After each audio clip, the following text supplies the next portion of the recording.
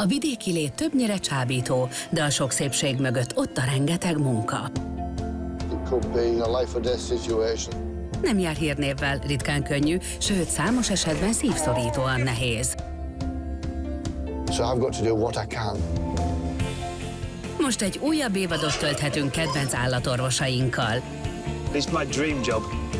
A Yorkshire-i állatorvos augusztus 7-én vasárnap indul a Viaszat Nature-ön.